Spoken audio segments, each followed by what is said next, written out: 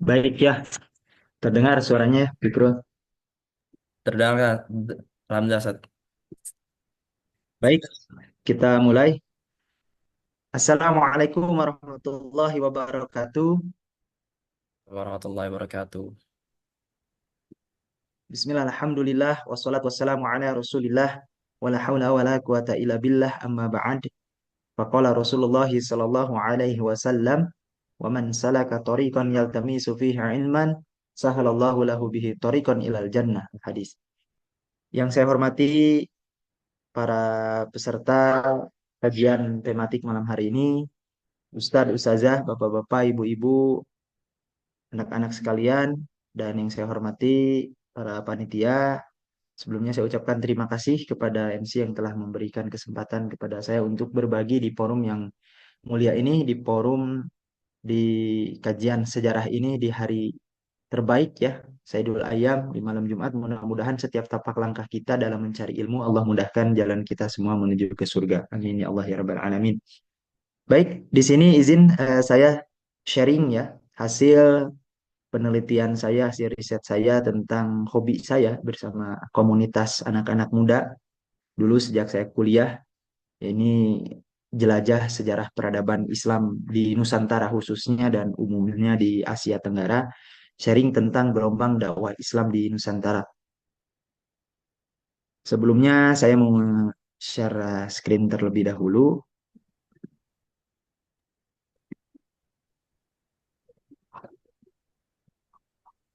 Baik, terlihat ya ini, Big Roll ya.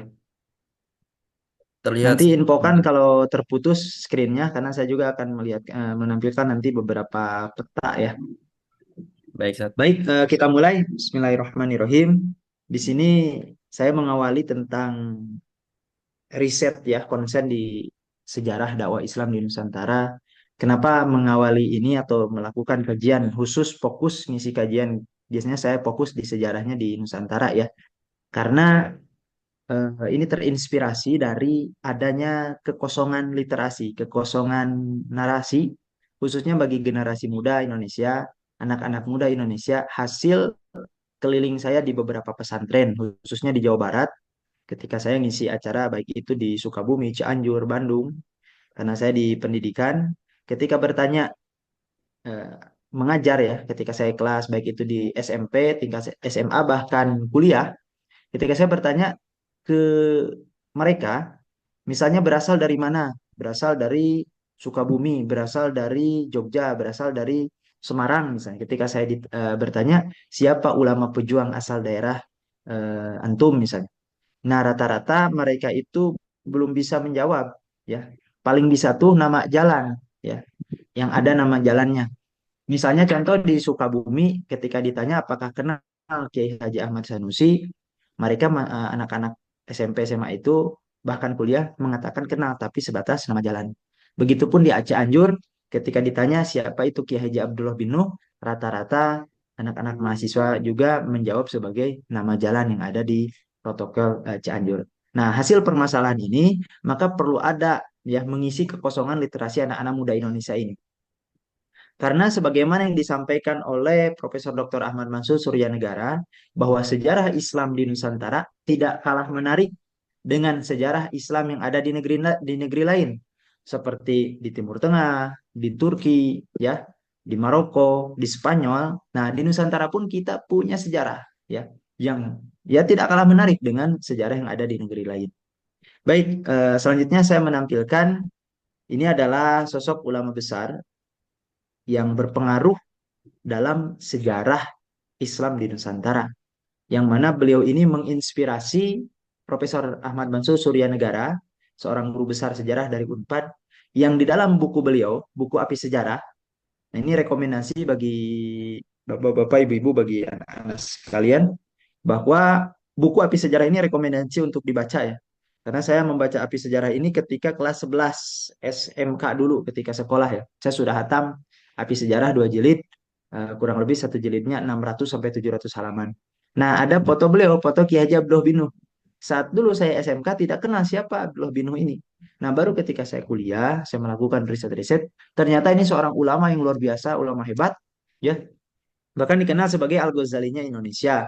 Di dalam buku biografi beliau yang ditulis oleh Dr. Muhammad Syafi Antonio, beliau ini dijelaskan sebagai ulama sederhana kelas dunia. Beliau ini seorang ulama, ya, karena jelas beliau ini, ya, terlahir, ya, dari seorang ulama juga. Jadi Abdullah bin Nuh, ayahnya ini Kiai Haji Muhammad Nuh bin Idris, seorang ulama besar yang ada di Cianjur. Kemudian beliau mendirikan pesantren di Bogor, pesantren Al-Ghazali. Kemudian beliau tentara. Beliau ini sebagai pimpinan, ya, pimpinan Laskar Hizbullah yang ada di daerah Jampang saat itu. Nama beliau terpampang di Museum Peta yang ada di Bogor, ya. Nama Abdullah bin ini sebagai pimpinan pasukan Hizbullah daerah Jampang. Kemudian beliau seorang pendidik karena beliau memang mendirikan pesantren, mendirikan sekolah, ya, ngajar. Beliau seorang sejarawan. Nah, disinilah beliau, ya, menulis buku-buku sejarah, kitab-kitab sejarah Islam di Nusantara. Kemudian beliau seorang sastrawan. Karya-karya sastranya, masya Allah, terutama dalam bahasa Arab, bahkan dicetak di Al Azhar, dicetak di Mesir karya-karya beliau itu. Kemudian beliau sebagai pemikir ekonomi. Kemudian beliau seorang jurnalis karena dulu beliau ngisi rutin di RRI, kemudian ngajar juga di Universitas Islam Indonesia, ngajar bahasa Arab juga di UI. Nah, inilah yang menginspirasi seorang ulama besar dari Tatar Sunda, menginspirasi Prof. Mansur untuk menulis Api Sejarah. Nah, ini kita awali dari sini. Selain beliau, ada juga yang menginisiasi sejarah itu adalah Buya Hamka. Kayak gitu ya. Nah, baik. Nah, ini tak Indonesia, ya, kita mengetahui peta Indonesia ini saya ambil ketika masa kesultanan-kesultanan. Di sini terlihat dari Aceh, ada Samudra Pasai, ada Perlak, ya, ada Barus, kemudian ada Pariaman, ada Jambi, Palembang, kemudian ada Banten, Kesultanan Banten, Kesultanan Cirebon, ada di sini nanti Kesultanan Demak, ada Mataram, ada ya, Pajang, gitu. Kemudian Kesultanan Bima, ada Kesultanan Banjar, ada Tanjung Pura, Kutai Kartanegara, kemudian ada Kesultanan Guataloh, Kesultanan Buton, Kesultanan Ternate, Tidore, dan banyak lagi yang ada di Nusantara saat itu. Nah, yang menjadi pertanyaan kapan Islam masuk ke negeri Timur Jauh, ini saya tanyakan juga ketika minggu kemarin saya ngisi di hadapan anak-anak SMP dan SMA Azhar di masjid. Ketika saya tanya anak-anak, mayoritas jawaban anak-anak Islam masuk ke negeri Timur Jauh atau ke Nusantara itu abad 13 Masehi. Sedangkan Islam sudah aja ada gitu ya. Masa Nabi SAW Islam turun itu abad 7 Masehi. Ya. Nah, jadi kisaran waktunya dari 7 Masehi itu kan 8, 9, 10, 11, 12, 13 Masehi. Bayangkan 600 tahun Islam masa baru datang ke Nusantara. Nah, ini adalah teori yang disampaikan oleh Snokkur Gronj. Makanya anak-anak kita tidak salah juga karena mereka dapat infonya dari teori orientalis, orang orientalis Snokkur Gronj yang mengatakan Islam masuk ke Nusantara itu abad 13 dari Gujarat India, gitu ya. Berarti apa? Dari sumber sekunder. Nah, ya.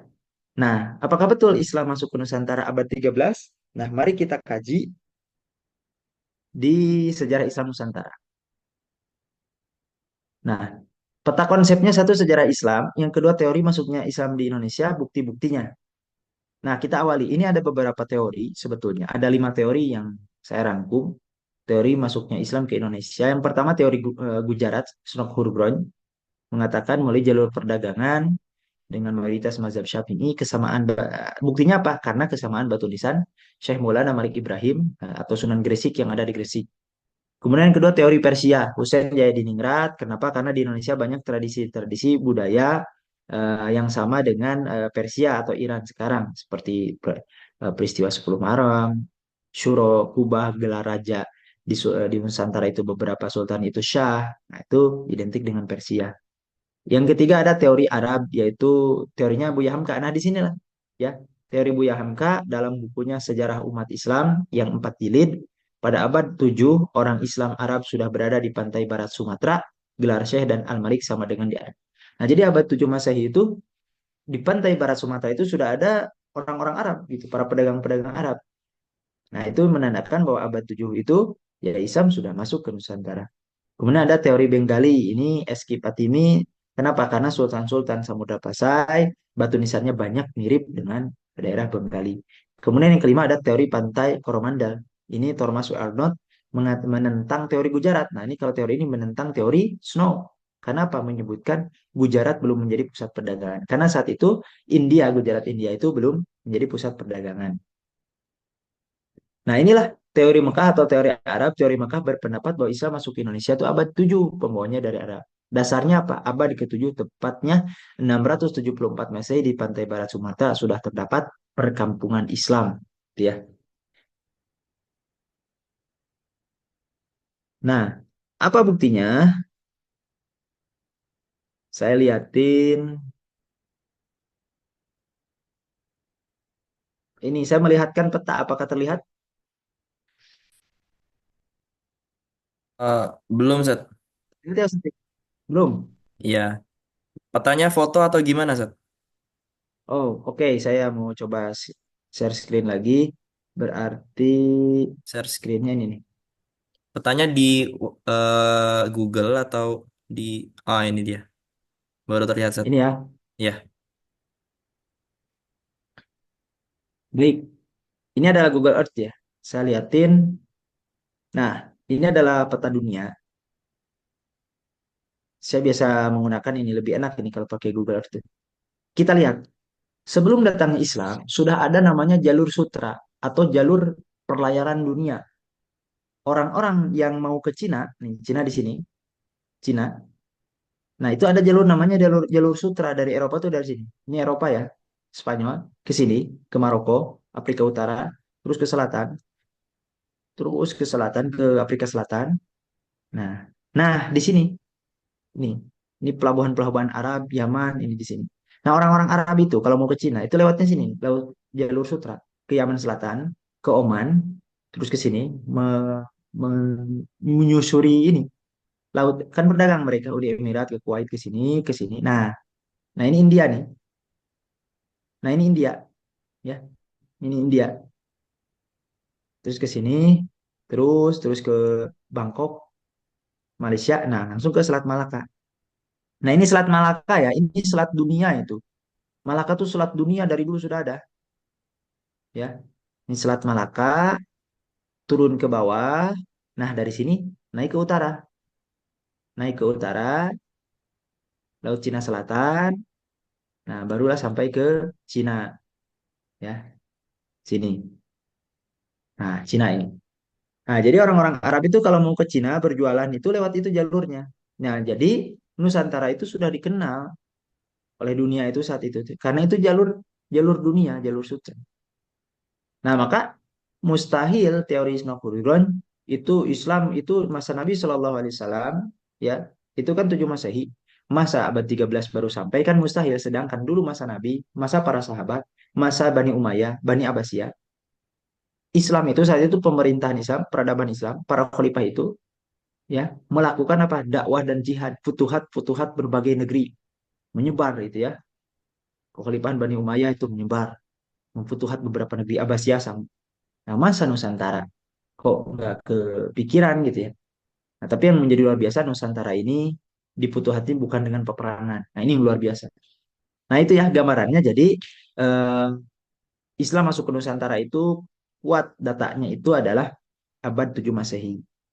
Nah, nanti dikuatkan lagi yang akan kita jelaskan gelombang dakwah Islam ke Nusantara yang pertama ya. Jadi di dalam sejarah itu harus disertakan dengan dokumen-dokumen kalau mau kuat. Meskipun banyak teori sebetulnya, bahkan zaman Nabi Shallallahu Alaihi Wasallam itu ada yang menyebutkan Islam sudah masuk ke Nusantara. Kenapa? Karena ada teori hadis Nabi tentang mengawetkan jenazah dengan kapur barus. Nah, ini kapur barus ini banyak ya ada di daerah Barus, di daerah Sumatera sebagian barat gitu. Tapi yang menjadi masalah ini dokumennya belum ada, belum ketemu, baru sekadar lisan gitu. Itu yang pertama. Yang kedua, masa Utsman bin Affan. Ini yang masih ada riwayat. Jadi masa Utsman bin Affan itu ada utusan ke Nusantara. Nah, saat itu ada kerajaan Jepara ya. Ada Ratu Sima dan anaknya Jaisima itu masuk Islam. Tapi yang menjadi itu kembali yang menjadi masalah itu catatannya. Karena teori ini ada di kitab Tionghoa gitu ya. Kayak gitu. Itu yang kedua. Nah, yang kuat itu yang mana? Nah, ini yang akan saya jelaskan. Yang ini kuat bisa dibuktikan. Gelombang dakwah Islam pertama ke Nusantara itu abad 7 masa itu kuatnya itu apa? Dikirimnya dua surat. Jadi, jadi abad 7 masa itu dikirimnya dua surat yang pengirimnya sama, penerimanya berbeda. Siapa pengirimnya? Pengirimnya adalah Sri Indrawarman, seorang raja dari kerajaan Sriwijaya Palembang. Dulu itu Sriwijaya ya, bukan Palembang, dulu kerajaan Sriwijaya ya. Mengirim surat abad 7 Masehi. Yang pertama suratnya diterima oleh Khalifah Muawiyah bin Abu Sufyan, yang kedua Khalifah Umar bin Abdul Aziz. Nah, ini terkonfirmasi. Suratnya apa? Tersimpan di Museum Oxford yang sudah diterjemahkan bebas oleh para filolog dan sejarawan Islam. Nah, ini bisa terkonfirmasi apa? Dengan lihat masa hidup Muawiyah dan Umar bin Abdul Aziz. Umar bin Abdul Aziz menjadi khalifah itu kan 2 tahun. Ketika tahun 98 Hijriah sampai 100 Hijriah. Nah, ini menandakan bahwa Islam masuk ke Nusantara itu abad 7 Masehi dan abad 1 Hijriah. Ini kuat datanya gitu ya. Nah, jadi Sri Indra Warman saat itu karena melihat di pantai-pantai Palembang, Sriwijaya, di Bandaraya Sriwijaya, di sini sekitar sini, bekas kerajaan Sriwijaya, itu sudah banyak orang-orang Arab ya yang melakukan perdagangan pakai gamis. Nah, tertarik tuh Raja Sriwijaya itu isi suratnya seperti apa? Nah, isi suratnya seperti ini, kurang lebih dari bahasa eh, kerajaan Sriwijaya saat itu diterjemahkan bebas. Isi suratnya seperti ini, kurang lebih ya. Ini terjemah bebas oleh para filolog. Afan Zat, Dari mah kelihatan Zat ininya, slide-nya. apa? Oh, nggak kelihatan. Iya, Saya nah, pasang. Nah, saya pasang screen lagi. baik. Ya, kelihatan ya. Ya, alhamdulillah. Nah, bunyi suratnya itu adalah dari Maharaja Sri Indrawarman yang adalah raja dari keturunan 1.000 raja, yang permaisurinya juga keturunan 1.000 raja, yang wilayah kekuasaannya 1.000 pulau, yang di setiap pulaunya ada 1.000 gunung, yang di gunung-gunungnya mengalir 1.000 sungai, yang di kandangnya ada 1.000 gajah, yang armada perangnya terdiri atas 1.000 kapal, kepada raja Arab yang tidak menyembah dewa-dewa selain satu Tuhan saja. Aku kirimkan beberapa hadiah kecil sebagai tanda persahabatan kepadamu. Nah, dituliskan hadiahnya di surat tersebut apa saja? Lada, pala, cengkeh, kayu manis, gaharu. Nah, gaharu ini bahan parfum kesukaan orang Arab. Kemenyan, damar, gading gajah, kulit harimau, dan beberapa hadiah lain. Kirimkanlah beberapa orang yang bisa mengajarkan agama Tuhan kepadaku. Semoga Tuhan membalas kebaikan Tuhan. Nah, ini bunyi suratnya seperti ini. Jadi diminta didatangkan mu'alim kepada Khalifah Muawiyah dan Umar bin Abdul Aziz untuk dikirimkan mu'alim ke kerajaan Sriwijaya. Nah, waktu saya menyampaikan ke anak-anak SMP, SMA maupun kuliah, timbul bertanya-tanya, masa hadiahnya lada pala cengkeh gitu ya? Mungkin sekarang nggak berharga. Nah, masa lalu itu, Nusantara itu, kekayaan Nusantara itu adalah rempah-rempah. Seperti lada pala cengkeh ini, itu di Eropa, di Arab itu mahal itu. Ya, langka gitu. Ya, kalau sekarang kan murah ya. Kayu manis 2 atau 3 kilometer di warung 1.000 gitu. Cengkeh juga murah. Pala sekarang tuh murah lah 1.000 2.000 bisa. Kayak gitu. Nah, ini kekayaan Nusantara tuh luar biasa dulu tuh. Nah, begitu ya. Ini bunyi suratnya seperti ini, luar biasa. Nah, lengkapnya banyak suratnya, diterjemahkan beberapa versi. Intinya sama, ingin dikirim mu'alif ya. Nah, surat kedua, tulisan ya yang terdokumentasikan dalam buku Ibnu Abdurrabi berjudul Al-Ik Al-Farid, Kalung Istimewa, isinya lengkap ya. Dan berikut suratnya kurang lebih sama ya. Sama memuji dulu, bersastra dulu. Jangan lupa ini raja-raja itu pintar sastra. Supaya dihadirkan dikirim para mu'alif ya. Dan surat ini dikonfirmasi juga dalam sumber sejarah Arab yang ditulis oleh pakar-pakar tarikh. Ada di kitab-kitab. Contoh, ini di kitabnya Ibnu Tagribir di dalam bukunya Al-Nuzum Al-Zahirah fi Muluk Misr wa Al-Qahirah. Perbintangan terang Raja Mesir dan Kairo mempunyai tambahan untuk akhir surat Khalifah Umar ya. Kemudian isi surat abad pertama Hijriah, ada seorang raja ya sudah minta dikirimkan mu'alim seorang pengajar yang berarti kemungkinan besar pada saat itu di Bandaraya Sriwijaya pelabuhan akbarnya itu telah bermukim para pedagang muslim yang akhlaknya sangat memikat hati raja yang membuat dia ingin belajar tentang agama itu sampai mengirimkan surat kepada khalifahnya kaum muslimin di Damaskus. Nah, ini gelombang dakwah ini memang redup, tetapi kemudian nanti datang lagi gelombang kedua. Nah, jadi gelombang dakwah Islam pertama di Nusantara, maka kita harus ketika ada yang nanya lagi ke kita kapan Islam masuk ke Nusantara, kita harus berani menjawab dengan yakin bahwa Islam masuk ke Nusantara itu abad 7 Masehi dan abad 1 Hijriah. Sumbernya dari mana? Langsung dari sumber primer, langsung dari sumber utama itu dari mana? Dari Mekah, bukan dari Gujarat India. Nah, ini yang disayangkan yang dipelajari di sekolah-sekolah generasi kita, generasi muda muslim kita masih masih menganggap bahwa Isa masuk ke Nusantara abad 13 Masehi. Jadi sangat jauh gitu. Sangat jauh udah 600 tahun. Ini sangat tinggi. Aneh lah. Sedangkan saat itu kan peradaban Islam membentang gitu, menaungi dunia gitu. Nah, seperti itu ya. Itu yang pertama. Gelombang dakwah Islam yang pertama abad 7 Masehi, namun saat itu redup ya, karena di kerajaan Sriwijaya Islamisasinya saat itu masih kultur, belum melalui politik gitu kan. Masih sebagian-sebagian orang gitu. Setelah itu di abad 7 Masehi, 8 Masehi, 9 Masehi, 10. Nah, nanti di antara 9, 10, 11 Masehi lanjut lagi gelombang dakwah kedua. Nah, gelombang dakwah kedua itu diawali oleh apa? Nah, di sini gelombang dakwah kedua, kita kembali lagi ke peta, itu diawali di abad 9, dimulai di abad ke-8, 9, 10, di abad pertengahan. Nah, saat itu di Baghdad, nah kita ke Baghdad, nah Irak ya.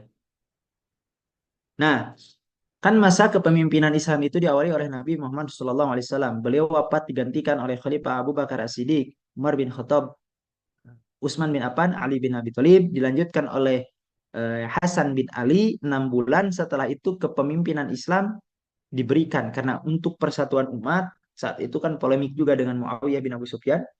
Maka kepemimpinan Islam itu dilanjutkan oleh Khalifah Muawiyah bin Abu Sufyan dan keturunannya atau dikenal sebagai kekhalifahan Umayyah yang berpusat di Suriah, di sini, di Damaskus. Kepemimpinan Islam itu, institusi politik Islam.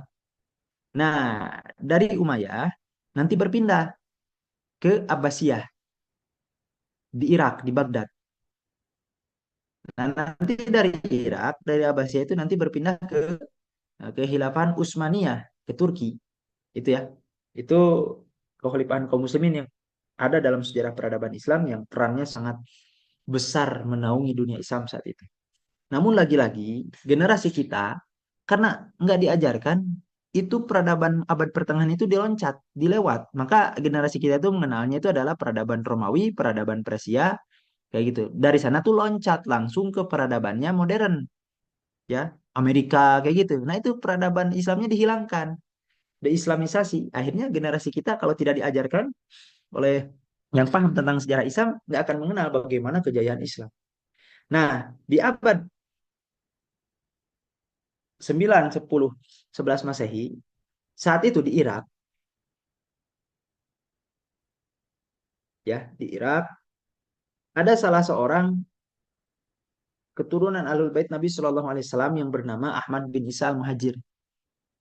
Nah, Ahmad bin Isa al-Muhajir itu hidup di Baghdad, namun ya, beliau itu hijrah.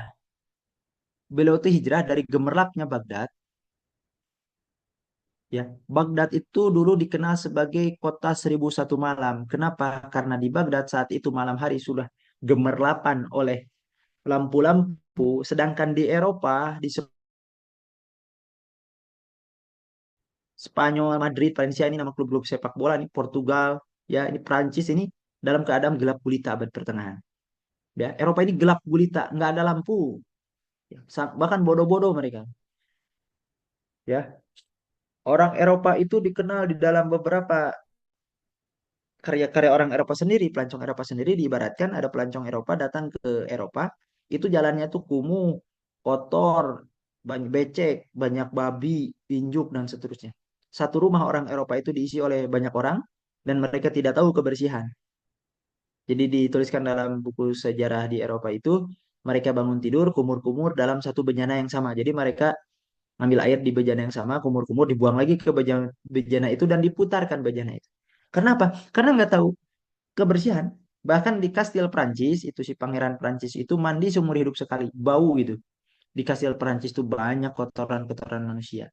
Karena apa mereka tidak mandi, menganggap air ini merusak tubuh, menganggap sabun ini merusak tubuh, kayak gitu. Nah, gitu ya. Sedangkan di Baghdad sudah gemerlapan dengan lampu-lampu, ya. Nah, maka disebutlah di Baghdad ini sebagai negeri 1001 malam. Sedangkan di Eropa saat itu abad kegelapan, ya. Kapan majunya Eropa nanti? Ya, ketika perpindahan dari Umayyah ke Abbasiyah, makanya ada Abdurrahman Ad-Dakhil, keturunan Umayyah itu kan dikejar-kejar oleh Abbasiyah, berhasil menyeberang dari Afrika ke Spanyol, maka Abdurrahman Ad-Dakhil mendirikan kehilafahan Umayyah II di Spanyol, di Andalusia. Nah, disinilah mereka Abdurrahman Ad-Dakhil mendirikan kekhalifahan Umayyah II, membangun Universitas Cordoba, Masjid Cordoba. Jaya lah saat itu Spanyol, maju peradabannya. Nah, orang-orang Eropa belajar di Spanyol, belajar di Cordoba, belajar di Andalusia kayak gitu. Akhirnya tercerahkanlah orang-orang Eropa karena apa? Mereka belajar di Andalusia. Saat itu Andalusia itu adalah Islam, ya, ditaklukkan oleh Torik bin Ziyad. Jadi gitu. Eropa bangkit itu punya hutang budi sebetulnya kepada umat Islam. Jadi ketika kita melihat Eropa saat ini maju, itu mereka karena belajar belajar dari referensi-referensi Islam, belajar dari filsafat saat itu. Bangkitlah revolusi Prancis dan seterusnya. Kayak gitu ya. Jadi ketika kita mengenal Hungaria, mengenal Jerman, Prancis sekarang maju, Swiss dan seterusnya, Austria bersih banget itu. Kalau kita lihat di foto-foto Jerman itu luar biasa. Kenapa? Itu belajar dari Islam dulu kepada Andalusia, gitu ya. Nah, kembali ke Baghdad. Baghdad ini 1001 malam. Saat itu ada salah satu keturunan Ahlul Bait Nabi Sallallahu Alaihi Wasallam, ya. Muhammad bin Isa al-Muhajir itu hijrah dari Baghdad, hijrah ke daerah selatan, ke Hadramaut. Nah, ke sini, ke Yaman, ya. Hadramaut hijrah. Kenapa hijrah dari Baghdad, gemerlapan Baghdad, hijrah ke daerah padang pasir, ya? Karena takut di Baghdad itu saat itu ada salah satu aliran yang menghina para sahabat, ya, atau yang dikenal kalau sekarang itu aliran Syiah, ya, atau Rafidah.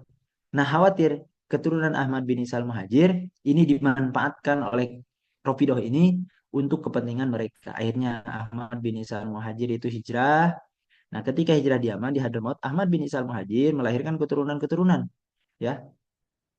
Ahmad punya anak Muhammad.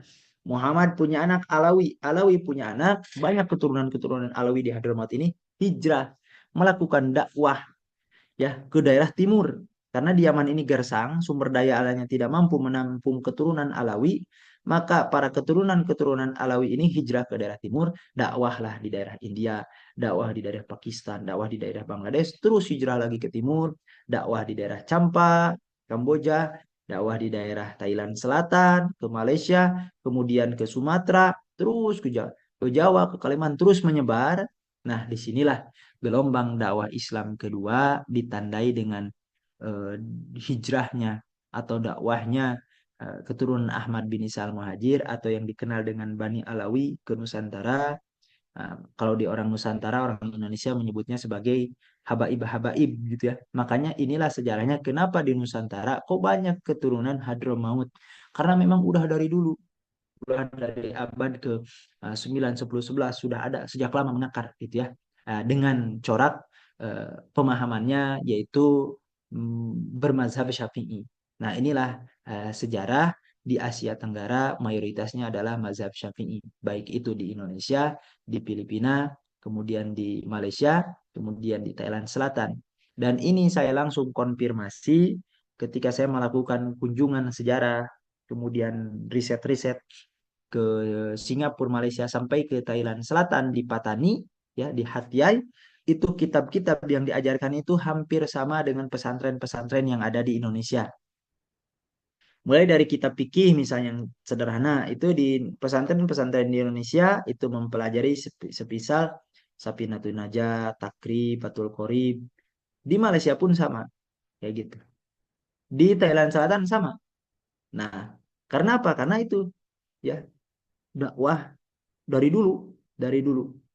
Nah, yang disampaikan oleh keturunan-keturunan dari Ahmad bin Isa al-Muhajir atau dikenal dengan Bani Alawi.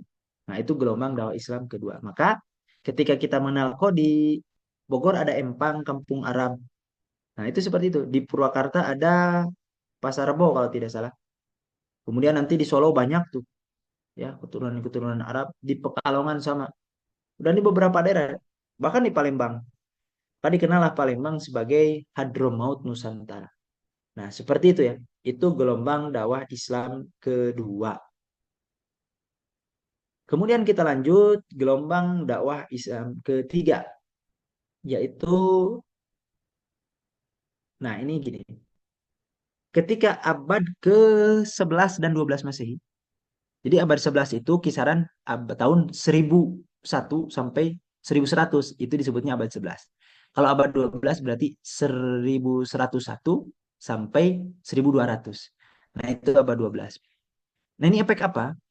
Ini efek perang salib. Jadi gelombang dakwah Islam ketiga itu adalah mulai berdiri Kesultanan Corak Jihad di Nusantara. Kenapa? Untuk mengamankan pelabuhan-pelabuhan, maka berdirilah salah satu kesultanan Islam di Nusantara yang pertama, yang kita mengenal kalau di dalam sejarah itu adalah Samudra Pasai. Ternyata hasil penemuan terakhir sejarawan-sejarawan Aceh, baik yang tergabung di Mapesa, masyarakat pecinta sejarah Aceh, ternyata yang lebih dulu dari Samudra Pasai itu ada namanya Kesultanan Perlak di Aceh. Ternyata lebih dulu, sama berdirinya abad ke 12 Masehi. Ya, cuma Samudra Pasai yang dikenal yang besar gitu.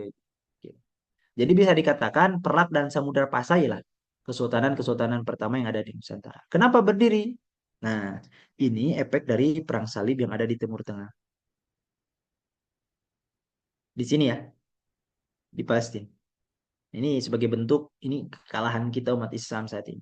Ini kan Israel di Google Earth, baik pun di Google Map itu ditulisnya Israel. Padahal ini ya nggak ada sebetulnya Israel. Ini dulu itu ini ya Palestina, bahkan Syam, ya. Nah,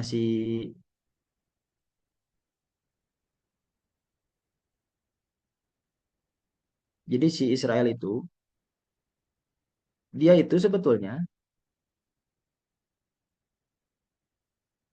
kenapa bendera Israel itu di atas garisnya satu, di bawah garisnya satu, di tengahnya bintang David?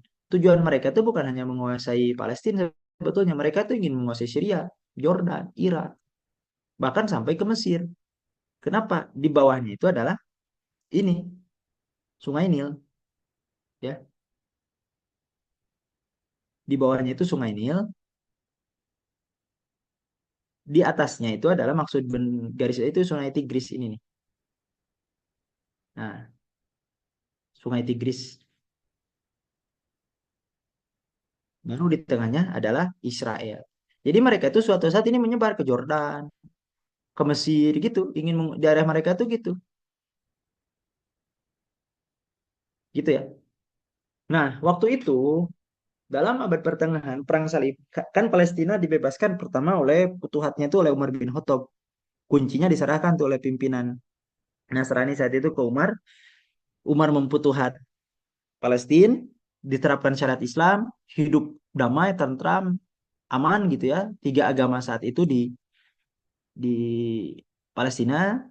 Namun saat itu umat Islam lemah, akhirnya ditaklukkan oleh pasukan salib. Kurang lebih 89 tahun lah, atau kisaran 89-90 tahun pasukan salib menguasai Yerusalem. Nah, saat itu diputuhatlah oleh Salahuddin Al-Ayyubi. Nah, ini kalah nih efek perang salib ini, akhirnya pasukan-pasukan salib itu kan menyebar tuh, kan diusir tuh dari Palestina. Nah, menyebar ke berbagai daerah akhirnya.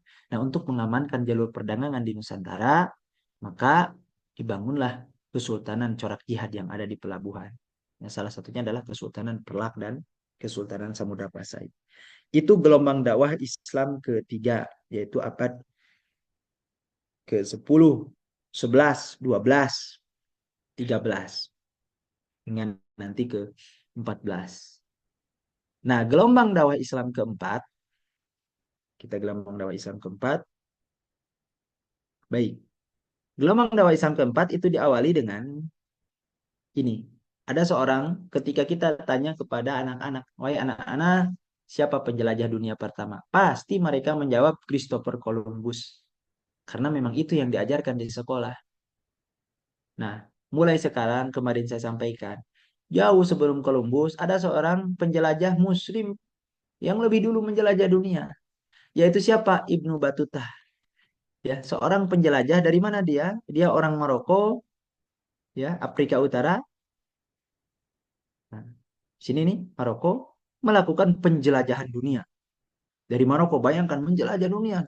Tunisia ke Libya, ke Mesir, ke Saudi, Yaman, Oman, terus Iran, Irak, Afghanistan, Pakistan, India, Myanmar, Thailand, terus Malaysia. Nah, hingga sampailah di dalam kitab Rihlah yang ditulis oleh Ibnu Batuta. Ibnu Batuta itu sampai ke Samudra Pasai. Dituliskan di kitabnya, Ibnu Batuta menuliskan bagaimana suasana Samudra Pasai. Saat itu sultannya sultan yang soleh, dijelaskan bagaimana sultannya sholat Jumat, bagaimana masyarakat Aceh melakukan pengamalan agamanya bermazhab Syafi'i, bagaimana dijelaskan keagungan Samudra Pasai itu dijelaskan di kitab Rihlah.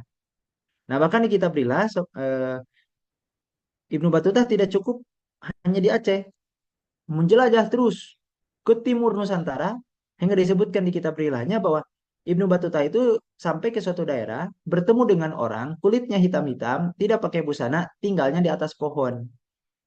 Asumsi para sejarawan mengatakan Ibnu Batuta itu sudah sampai ke daerah Indonesia Timur. Walau alam Indonesia Timurnya apakah ke Papua atau ke Maluku, walau alam. Karena saat itu Ibnu Batuta belum tahu nama daerahnya, pokoknya disebutkan seperti itu. Nah, di kitabnya juga dijelaskan ternyata saat itu di Nusantara masih banyak raja-raja yang menyembah patung, yang menyembah matahari, yang menyembah gunung, yang menyembah laut. Dijelaskan di kitabnya. Nah, kitab dari Ibnu Batuta, pulang lagi Ibnu Batuta, nulis kitab Rilah, diserahkan kitab Rilah saat itu ke siapa? Ke penguasa Mesir. Nah, di Kairo. Diserahkan ke penguasa Mesir. Ya, saat itu yang berkuasa adalah Mamluk yang dilindungi oleh Abbasiyah. Nah, ketika abad 15, 1400-an, mulai di sini, di Mesir itu ada seorang ulama yang berasal dari Azerbaijan membaca kitab Rihlah. Nah, ulama ini yang bernama Maulana Malik Ibrahim membaca kitab Rihlah Ibnu Battuta, ketika dibaca menemukan ada suatu negeri yang subur, yang makmur, yang ibaratnya ya negeri yang luas, negeri matahari terbit. Namun di kitabnya dijelaskan sayang raja-rajanya masih menyembah menyembah dewa-dewa, menyembah matahari, belum beriman lah, belum bertauhid. Makanya Maulana Malik Ibrahim gelisah. Di mana negeri tersebut? Akhirnya dengan tekad yang kuat, Maulana Malik Ibrahim dari Mesir, ya, karena dia itu belajar di Mesir itu ibaratnya sedang pesantren, nah, sedang belajar di Al-Azhar, mengarungi samudra, mengarungi lautan. Maulana Malik Ibrahim, nah, terus mengarungi lautan. Nah, nanti singgah di Samudra Pasai, bertemu dengan Sultan. Dari Samudra Pasai mengarungi terus lautan. Nah, singgahlah akhirnya Maulana Malik Ibrahim itu di Gresik. Nah, dulu itu ini di sini tuh di pantai utara Jawa itu adalah kota-kota besar, pelabuhan-pelabuhan besar. Ya, Surabaya, Gresik, ini pelabuhan-pelabuhan besar, kota. Yang namanya kota masa lalu itu di samping-samping pantai. Karena saat itu transportasi yang paling menjelajahi dunia itu adalah kapal laut. Karena belum ada pesawat.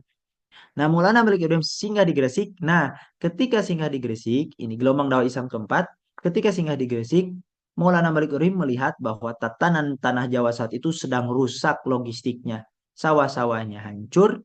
Kenapa? Karena saat itu tanah Jawa abad 15 itu terjadi perang Paragreg, perang saudara Majapahit yang berlangsung sangat lama, saling memenangkan, saling menang gitu. Kadang yang satu menang, yang satu kalah gitu. Akhirnya apa? Logistik hancur. Ya. Sumber makanan hancur. Akhirnya orang-orang Majapahit saat itu kelaparan. Nah, di sini kita banyak belajar dari kepemimpinan dakwah Islam di Nusantara. Apa yang dilakukan Maulana Malik Ibrahim ketika melihat orang-orang kelaparan, maka yang dilakukan Maulana Malik Ibrahim itu membendung sungai-sungai yang ada di pantai utara. Seperti Sungai Muara Berantas, Sungai Bengawan Solo, dan sungai-sungai yang ada di pantai utara dibendung dan mengalirkan sungai kecil-kecil dari sungai besar itu. Nah, ketika mengalirkan sungai kecil-kecil, Maulana Malik Ibrahim membangun sawah, di konsepnya sawah kotak-kotak. Nah, akhirnya dari sana subur kembali, ya, Gresik ini subur kembali. Beberapa daerah di pantai utara Jawa ini subur. Nah, baru saat itu orang Majapahit mulai bertanya-tanya, ini siapa? Kan mulai makan lagi tuh orang Majapahit itu. Berterima kasih kepada Maulana Malik Ibrahim. Akhirnya apa? Akhirnya Maulana Malik Ibrahim itu dikenal. Orang-orang penasaran apa ajaran apa yang dibawa oleh Maulana Malik Ibrahim. Akhirnya mulai dari sini dakwah secara kultur ke orang-orang Majapahit mulailah masuk Islam satu persatu. Nah, disinilah yang dinamakan gelombang dakwah Islam keempat adalah diutusnya atau dikirimnya tim dakwah Wali Songo, ya, yang dikenal oleh masyarakat Indonesia itu Wali Songo. Sebetulnya dulunya itu tidak dikenal Wali Songo sebetulnya, tapi ini tim dakwah setiap generasinya itu 9 orang. Nah, maka kita mengenal generasi pertama itu Maulana Malik Ibrahim, Maulana Aliuddin, Maulana Taqiyuddin. Ini Aliuddin Taqiyuddin dari Baitul Maqdis. Ada Syekh Ahmad Jumadil Kubro, ya. Kemudian ada Syekh Subakir. Ini Syekh Subakir ini adalah yang meruqyah tanah Jawa karena beliau ahli ruqyah, beruqyah. Nah, jadi ini gelombang dakwah Islam keempat itu adalah dikirimnya tim dakwah Wali Songo. Nah, ini luar biasa dakwah Wali Songo ini hebat, dahsyat. Kurang lebih 52 tahun mampu mengislamkan tanah Jawa. Dan kesuksesan Wali Songo itu adalah berdirinya Kesultanan Demak di tanah Jawa. Jadi Demak ini adalah kesultanan pertama di tanah Jawa. Di mana? Di Demak. Di mana Demak posisinya? Demak di sini. Berdiri Kesultanan Demak. Di peta tanah Jawa, peta lama itu dulu tuh antara Demak, antara Pulau Jawa dan Jepara. Nah, ini Jepara. Itu terpisah. Di sini tuh ada selat, ada laut. Nah, di sini tuh ada laut tuh. Di sini tuh. Ini di map kayaknya ada tuh kelihatan bekas. Di sini tuh laut, selat lah. Jadi orang Jawa kalau mau ke Jepara itu harus lewat kapal laut.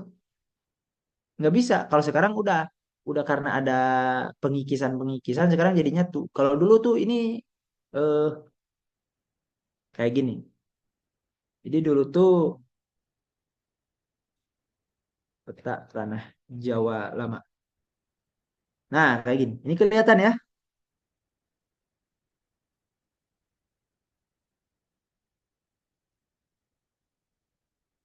Kelihatan Ustaz, alhamdulillah. Nih, peta tanah Jawa lama terpisah Pulau Jawa dan Jepara. Ini ada di bukunya, ada juga di bukunya Trilogi Wali Songo karya almarhum Ustadz Rahmat Abdullah. Nah, seperti ini, ada selat. Selat Muria namanya. Nah, kayak gini ya. Nah, asumsi saya nanti ketika seperti inilah kelihatan. Nah, kayak gini lah. Asumsi saya ketika pasukan Demak menyerang nanti ya, di depan itu nanti saya jelaskan. Ketika menyerang pasukan Portugis di Malaka, kan yang menjadi pertanyaan di mana bekas-bekas kapal perangnya Kesultanan Demak. Bisa jadi terkubur di selat ini. Ini kalau digali nih selat ini tuh banyak artefak-artefak kapal-kapal perangnya Kesultanan Demak. Kayak gitu ya. Nah itu dulu. Nah jadi itu ya. Terus, nah ini juga perlu diluruskan di masyarakat itu mengenal Wali Songo itu 9 orang. Di dalam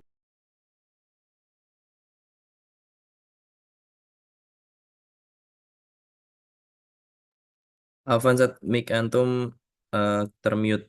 Oh, keputus. Keputus. Nah, Wali Songo itu sebetulnya tim dakwah. Nah, kita cek ya, generasi Wali Songo. Nah, 10 angkatan Wali Songo. Nah, ini Wali Songo ini dari referensi. Jadi ada kalau di trilogi Wali Songo, bukunya Rahmat Abdullah itu 6 angkatan, ada juga yang 8 angkatan, dan ini di sumbernya Ki Haji Muhammad Dahlan, Wali Songo itu 10 angkatan. 10 angkatan. Yang nanti Majelis Wali Songo itu dibubarkan oleh Belanda pasca Perang Pangeran Diponegoro. Karena biang kerok perlawanan-perlawanan di Nusantara itu adalah para ulama. Nah, kita akan cek ya. Nah, ini. Angkatan pertama yang datang pertama ke Nusantara itu Maulana Malik Ibrahim 1404 sampai 1435, terdiri dari Maulana Malik Ibrahim, wafat 1419. Wafat dikenal sebagai Sunan Gresik. Ada Maulana Isa, ada Maulana Ahmad Jumadil Kubro, Maulana Muhammad Al-Maghribi, Maulana Malik Israel, Maulana Muhammad Ali Akbar, Maulana Hasanuddin, Maulana Aliuddin, dan Syekh Subakir. Ini wali songo angkatan pertama.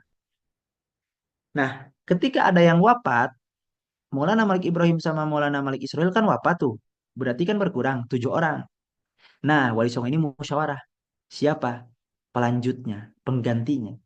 Digantilah Maulana Malik Ibrahim oleh Sunan Ampel, ya. Digantilah Maulana Malik Israel oleh Syekh Jafar Sodik atau Sunan Kudus, seorang ulama dari Baitul Maqdis. Kayak gitu. Itu angkatan kedua. Nah, Sunan Kudus sama Sunan Gresik itu nggak sezaman. Nah, maka yang beredar kayak lukisan-lukisan Wali Songo yang ini 9 ini sebetulnya hidupnya tidak sezaman. Tidak sezaman. Antara Sunan Gunung Jati dengan Sunan Gresik itu nggak sezaman. Kayak gitu. Nah, cuma saya juga masih meneliti kenapa di masyarakat kok yang dikenal Wali Songo itu 9 tuh ini. Padahal Wali Songo itu banyak. Jadi yang dimaksud Wali Songo itu tim dakwah sebetulnya. Kayak gitu ya. Nah, inilah penting yang membangun narasi-narasi kayak gitu. Terus eh Sunan Ampel, Maulana Isa, Maulana Ahmad Jumanil Kubro, Sunan Kudus. Nah, Maulana Muhammad Ali Akbar wafat, ya, itu nanti digantikan oleh Syekh Syarif Hidayatullah atau Sunan Gunung Jati. Kayak gitu. Maulana Hasanuddin, Maulana Aliuddin wafat, Syekh Subakir wafat. Siapa penggantinya? Nanti di angkatan ketiga. Sunan Giri menggantikan Maulana Isa. Maulana Ahmad Jumadil Kubro nanti wafat. Nah, ini nih. Sunan Bonang menggantikan Maulana Hasanuddin. Sunan Derajat menggantikan Maulana Aliuddin. Sunan Kalijogo menggantikan Syekh Subakir. Kayak gitu. Lanjut angkatan keempat. Sunan Ampel Giri wafat. Raden Patah. Nah, Raden Patah Sultan pertama Demak itu Wali Songo juga menggantikan Maulana Ahmad Jumadil Kubro. Fathahilah juga Wali Songo mengganti Maulana Muhammad Al-Maghribi. Sunan Kalijogo wafat. Siapa penggantinya? Nanti ada di angkatan ke 5. Nah, ini yang menarik ada Sesi Tijenar. Sebetulnya Sesi Tijenar itu ada dua pendapat. Ada yang mengatakan Sesi Tijenar itu memang ada orangnya, ada yang kedua itu sebagai simbol sebetulnya. Simbol Wali Songo menyampaikan apa? Bahayanya apa? Bahayanya Syiah, akidah Syiah atau Wahdatul Wujud, filsafat terpengaruh oleh filsafatnya India, Sesi Tijenar itu. Kayak gitu. Hingga nanti di beberapa riwayat itu Sesi Tijenar itu dihukum mati oleh Wali Songo, oleh Majelis Wali Songo. Kayak gitu. Kemudian ada Raden Paki Sunan Ampel II, ada Raden Patah, ada Sunan Muria, nah, kayak gitu. Angkatan ke-6 ada si Abdul Kohar, ada Raden Zainal Abidin, dan seterusnya banyak. Angkatan ke-7, nah kayak nanti Maulana Yusuf, Sultan-Sultan Banten itu Wali Songo juga. Hingga nanti yang terakhir, ya, nanti ada angkatan 8 nih, beberapa. Sultan Hadiwijaya Joko Tingkir, pendiri Kesultanan Pajang juga Wali Songo. Banyak ya. Angkatan 10, Pangeran Diponegoro itu Wali Songo. Sentot Ali Basyah juga Wali Songo. Kiai Mojo Wali Songo. Kiai Hasan Basri Wali Songo. Syekh Nawawi Bantani Wali Songo. Sultan Ageng Wali Songo. Pangeran Sadili Wali Songo juga Seda. Nah, nanti tahun 1830 sampai 1900, Majelis Dakwah Wali Songo dibekukan oleh kolonial Belanda, dan banyak para ulama dari didikan keturunan Wali Songo yang dipenjara dan dibunuh. Kayak gitu ya. Nah, itu ya, itu tentang Wali Songo. Nah, dakwahnya Wali Songo itu luar biasa sebetulnya, ya. Banyak pendekatan-pendekatan dakwah Wali Songo, terutama Sunan Kalijogo, dakwah dengan harmonisasi budaya, kayak gitu. Nah, itu dulu. Jadi gelombang dakwah Islam keempat itu adalah diutusnya tim dakwah Wali Songo, dan kita bersyukur kepada Allah Subhanahu wa taala atas berkat rahmat Allah yang Maha Kuasa.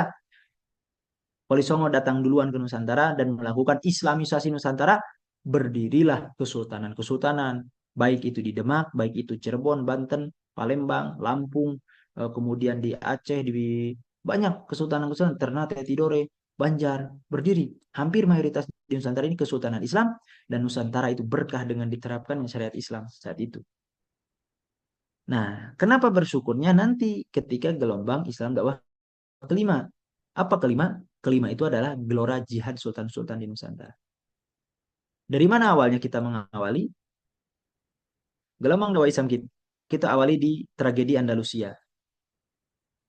Di Andalusia, itu kan saat itu Andalusia ini kaum muslimin, saat Islam, Umayyah II. Tapi ketika sudah lemah, kan dibantai itu umat Islam. Ya, dibantai Andalusia dalam peristiwa 1492, pembantaian umat Islam di Andalusia. Saat itu ada pembantaian puluhan ribu umat Islam syahid, ya, dibunuh oleh pasukan Aragon dan Isabella. Kemudian kaum muslimin itu dibantai di pelabuhan-pelabuhan, bahkan dijelaskan air laut itu berubah menjadi warna merah karena darahnya para syuhada, kayak gitu. Banyaklah yang dibunuh gitu oleh pasukan salib. Nah, nanti hasil dari umat Islam sudah dimusnahkan di Andalusia, bahkan tidak ada jejaknya sampai saat ini, gitu ya.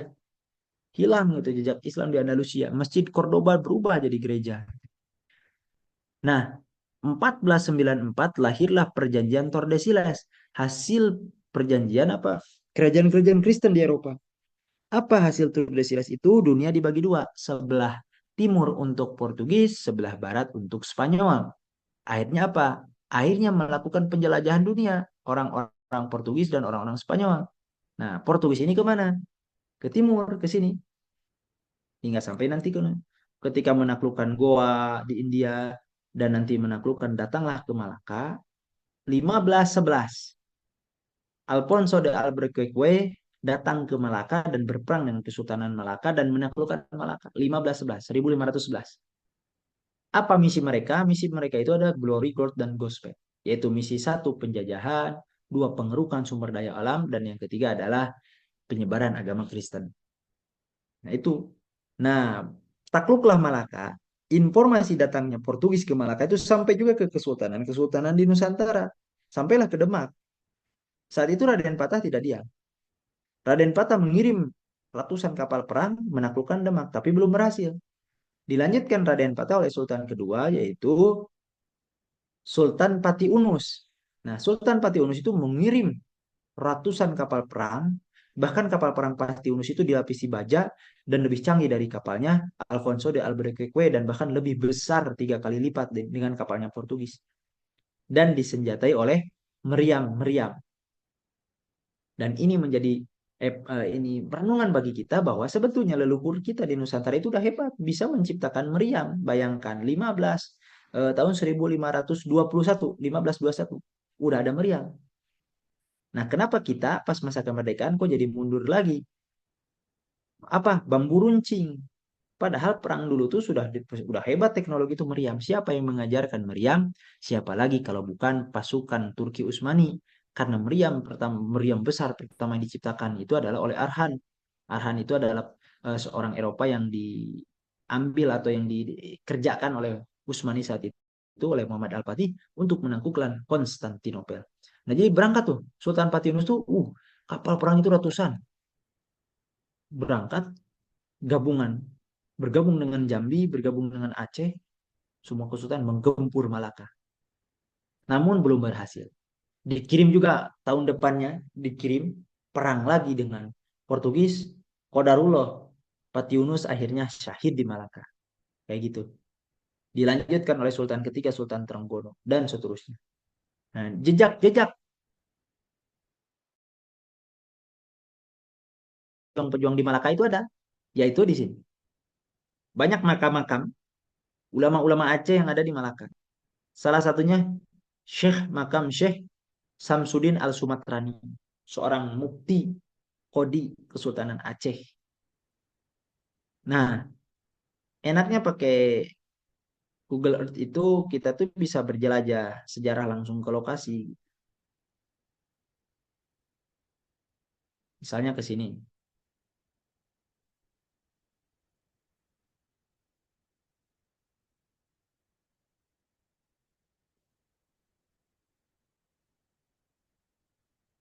Nah, seperti ini ya. Jadi enaknya kita langsung ke tempat-tempat gitu.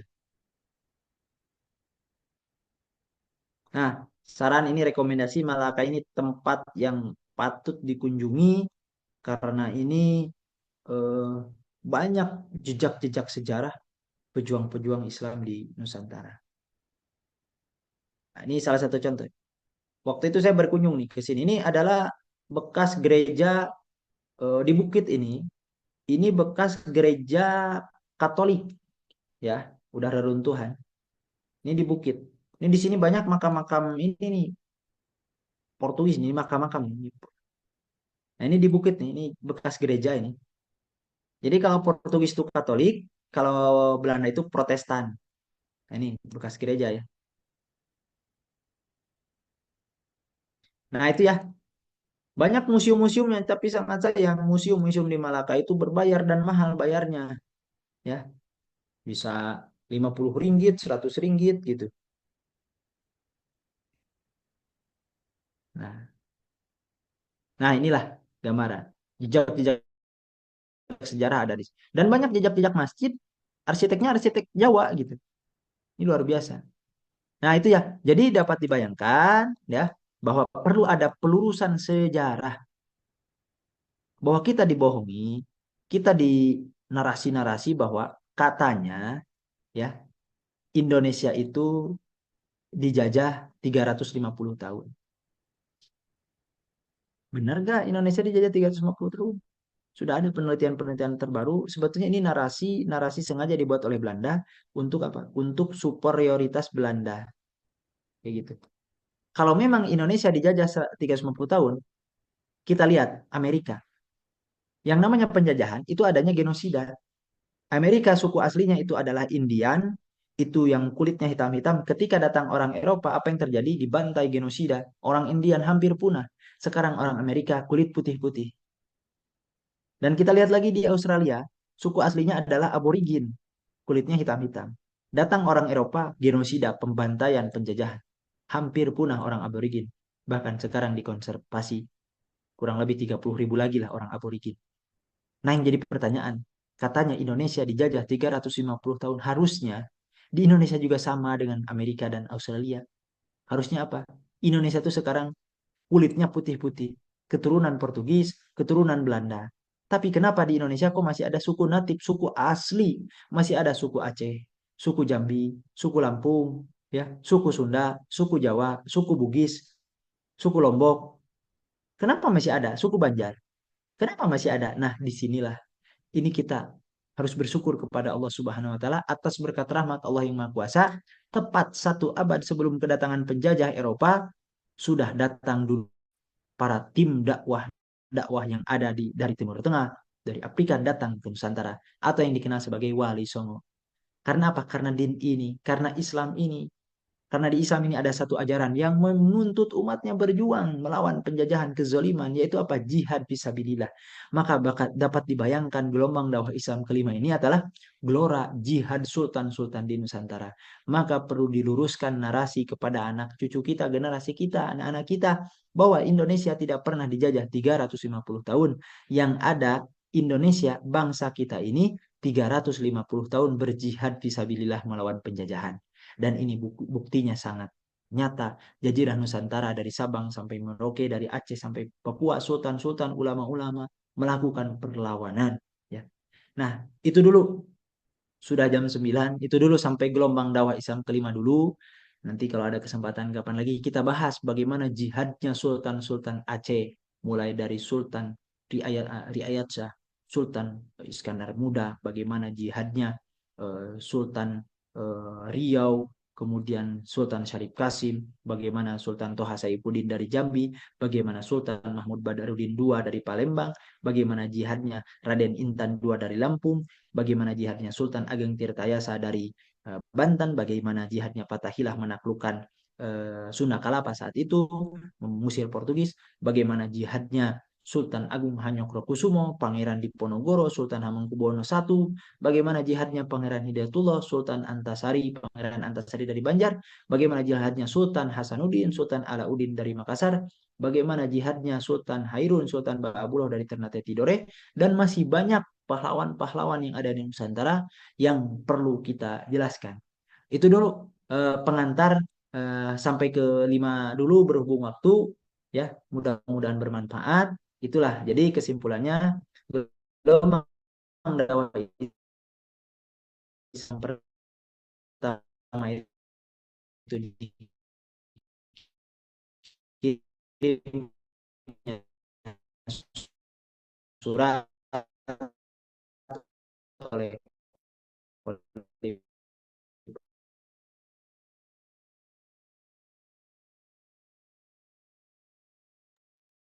Apaan suara antum putus-putus?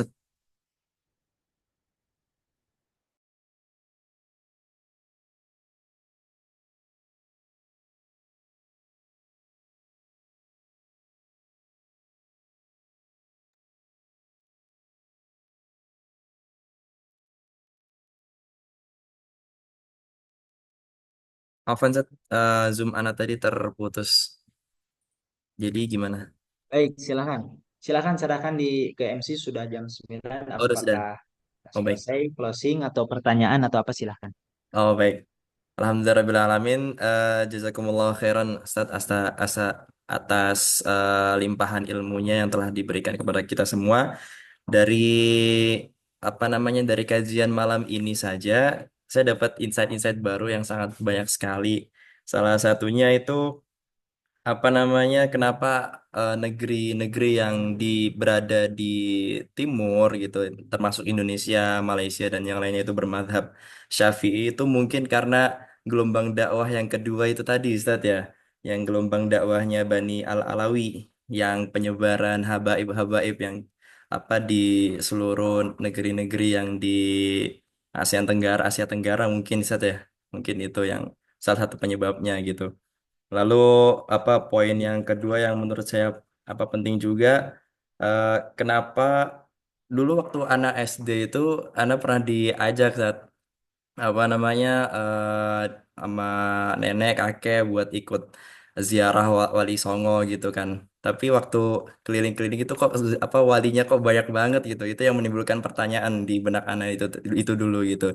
Ternyata memang Wali Songo ini adalah apa namanya satu tim yang berjumlah 9 orang dan itu tiap generasi itu ketika ada yang wafat digantikan oleh dicari oleh ulama yang lain gitu Ustaz ya. Jadi ada gelombang angkatan-angkatannya gitu. Jadi banyak ulama-ulama yang menyebarkan dakwah Islam ini dan disebut Wali Songo karena 9 tim itu tadi gitu. Nggak terbatas dengan 9 orang. Kalau ada yang meninggal gitu digantikan oleh ulama yang lainnya. Lalu yang terakhir, yang insight yang menarik juga yaitu terkait sejarah yang 350 tahun itu Indonesia dijajah.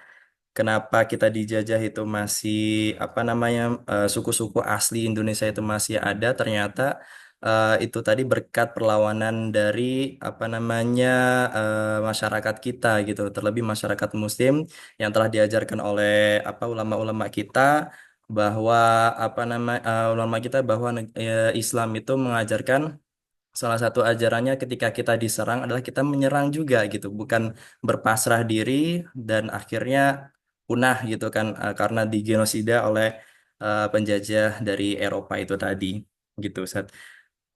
Karena Ustadz Tatang tadi memberikan kesempatan pertanyaan kepada jamaah semua, baik bagi jamaah yang ingin bertanya dipersilakan. Ada satu pertanyaan Ustadz dari Abu Afan. Perihal metode dakwah dari Wali Songo, Ustadz, karena melihat perkembangan Islam saat ini banyak terjadi. Ya, mungkin Ustadz dari Abu Afan menanyakan bagaimana metode dakwah dari Wali Songo itu tersendiri, Ustadz. Mungkin Ustadz bisa jelaskan secara singkat. Tafadhol, Ustadz.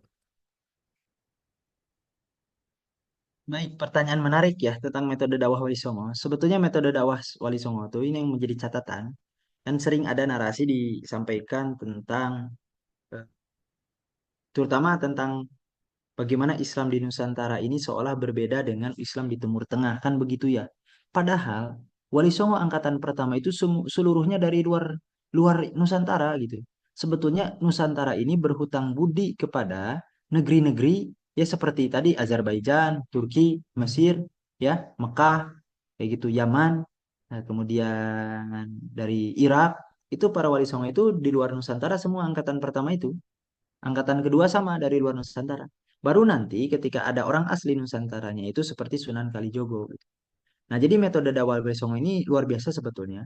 Yang pertama itu metode dakwahnya itu memang setiap Wali Songo beda-beda ya. Ada yang menggunakan metode dakwahnya itu kultur budaya, ada yang menggunakan metode dakwahnya itu seperti Sunan Muria nih, menjaga tradisi dengan lewat alat-alat musik ya. Waktu itu tuh gamelan kayak gitu, seperti Sunan Bonang juga. Ada juga lewat politik, seperti Sunan Gunung Jati itu kan sebagai penguasa beliau itu ya. Kemudian ada lewat jalur pernikahan, kemudian ada juga jalur kekuasaan gitu ya. Misalnya contoh nih Sunan Kudus. Nah, Sunan Kudus ini jadi gini ya, Wali Songo itu yang dikenalnya harus dimulai kita munculkan itu adalah dakwah dan jihadnya sebetulnya. Jadi Wali Songo itu dakwah sebetulnya, ya dakwah ini Pialisa. Dan jihadnya. Sunan Kudus itu adalah panglima perang Kesultanan Demak. Saya sudah menulis ya tentang Sunan Kudus dan Kudus ini sebagai sebetulnya karikatur ya. Kudus ini adalah karikatur Baitul Maqdis yang ada di Nusantara. Ya, di dalam beberapa buku sejarah ini kita bisa lihat, kita lihat nih Kudus itu ya, nih Kudus di sini itu di Kudus itu dibangun Masjid Manarul Kudus, Masjidil Aqsa Manarul Kudus oleh Syekh Jafar Shodiq Sunan Kudus dibangun di sini. Nah, dulu itu namanya Al-Quds sebetulnya, tapi orang Jawa tidak bisa nyebut Qaf, maka kesininya berubahnya menjadi Kudus. Nah, di Kudus itu dibangun Masjidil Aqsa namanya sama, Masjidil Aqsa Menara Kudus. Nah, saya sudah nulisin di sini.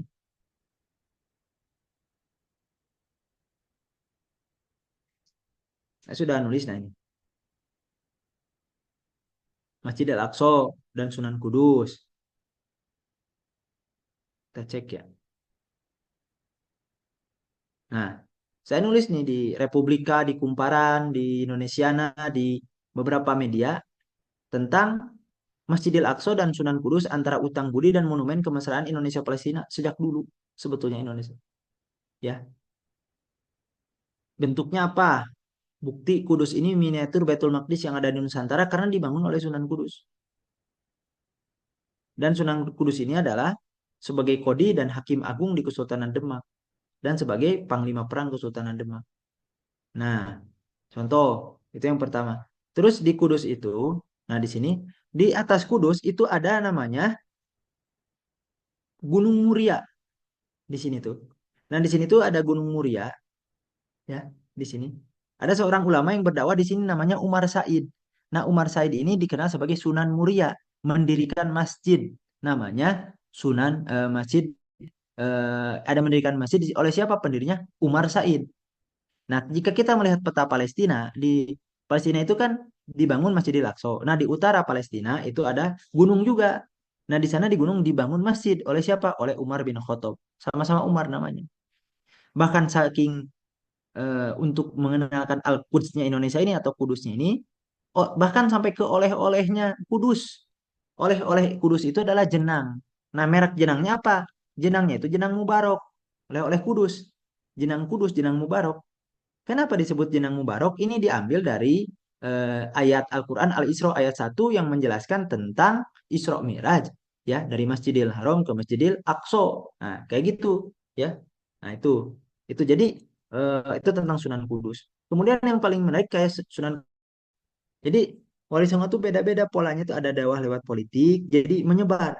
Kalau Sunan Kalijogo lewat ini, karena kampung-kampung gitu ya. Makanya pakaian Sunan Kalijogo itu beda dengan sendirinya, ya. Nah, kayak gini, sorjan, baju Jawa, lurik-lurik. Nah, kita lihat ya, filosofis baju Sunan Kalijogo. Atau gini lah, di sini kelihatan gini, biar saya jelasin. Nah, ini pakaian atau yang dikenal ini, yang dikembangkan nanti oleh Kesultanan Mataram Islam, ya, pakaian ini pakaian Sunan Kalijogo seperti ini. Nah, lewat apa? Islamisasi, lewat kebudayaan, harmonisasi. Contoh ini misalnya, ini belangkonnya, itu kan lipatan-lipatannya itu 17. 17 itu apa? Menandakan 17 rakaat sholat. Kemudian di belakangnya itu diikat, dua kali ikat. Kenapa dua kali? Karena dua kalimat syahadat. Kayak gitu. Kemudian nanti kancing-kancing yang ada di sini, ini itu nanti ada 5 ini. Kenapa ada 5? Ini menandakan rukun Islam. Karena rukun Islam itu tempatnya di hati. Sedangkan nanti di kancing tangannya di sini, nah di sini itu ada 6 kancing. Oh, apaan? Maaf. Di sininya rukun iman. Ada 6 kancing. Satu, dua, tiga. Tiga, ini tiga sebelah sini. Itu 6 rukun iman. Karena iman itu tempatnya di hati. Sedangkan ini di sini ada 5 kancing. Kenapa? Rukun Islam. Rukun Islam itu kenapa harus dikerjakan? Maka simbolnya tangan. Kayak gitu. Kemudian kenapa kok ini lurik-lurik garis-garis? Kenapa nggak kotak-kotak atau bulat-bulat? Karena lurik-lurik ini menandakan apa? Menandakan sebagai luruskan. Sufufakum, luruskan dan sop-sop kalian. Jadi kita umat Islam itu harus bersatu meluruskan sop. Gitu ya. Kemudian nanti bawahnya itu pakai surjan, pakai samping. Ya, ini nggak ada contoh. Ini pakai samping kayak gini ya. Kenapa pakai samping? Karena samping ini untuk mengikat, membebed, membebed nafsu. Nafsu dari mana? Dari perut dan yang ada di bawah perut. Harus diikat kayak gitu nafsunya. Makanya pakai samping. Nah, nanti kemudian ada di belakangnya ada keris. Orang lihat pakaian ini kan pakaian Jogja Mataram Islam, keris. Kenapa kerisnya di belakang? Keris ini sebagai jaga-jaga orang bertakwa dari apa? Dari gangguan, ya, dari setan kalangan jin dan manusia. Maka disebutlah ini pakaian libasut takwa, baju surjan Sunan Kalijaga. Nah, seperti itu filosofi Sunan Kalijogo tuh. Belum nanti Sunan Kalijogo ke kampung-kampung, ya, dakwahnya lewat pewayangan. Dan wayangnya Sunan Kalijogo sebetulnya bukan bentuk orang, tapi itu sebetulnya disamarkan karena Sunan Kalijogo paham fikih bahwa eh, membuat makhluk 3 dimensi itu diharamkan, ya. Makanya wayang Sunan Kalijogo itu kayak gini. Eh, ini tuh sebetulnya disamarkan supaya tidak mirip dengan manusia. Karena saat itu media yang paling terkenal di orang Jawa itu wayang. Kalau sekarang kan TikTok, Instagram gitu ya, laptop kayak gitu. Kalau di masa dulu tuh nggak ada. Yang ada tuh wayang. Maka bagaimana dakwah Sunan Kalijogo lewat pewayangan.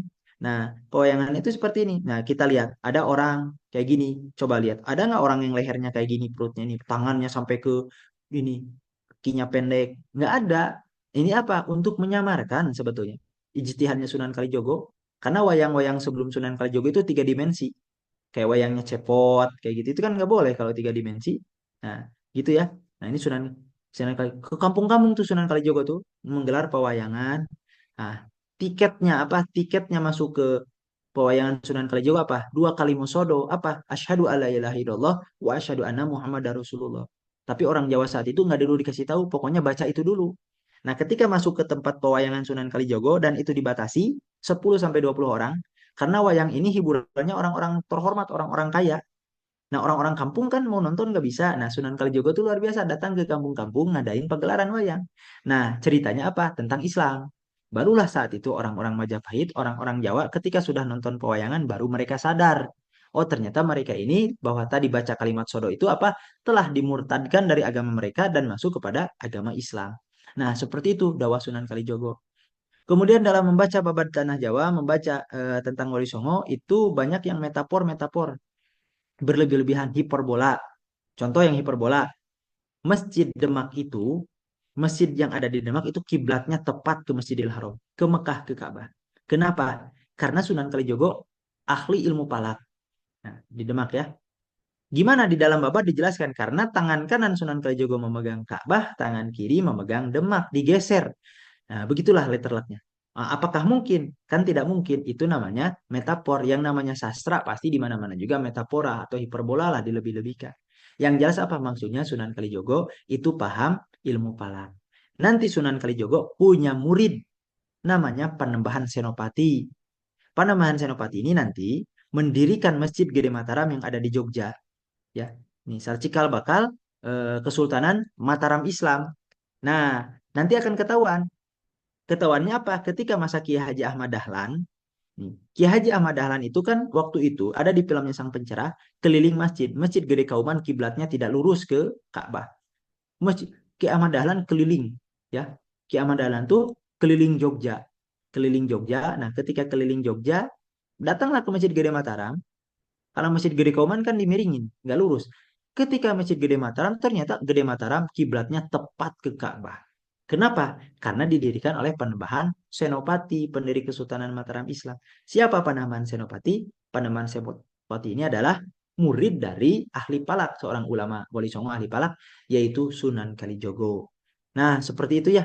Itu jadi sebetulnya Dawah Wali Songo itu orang-orang berilmu.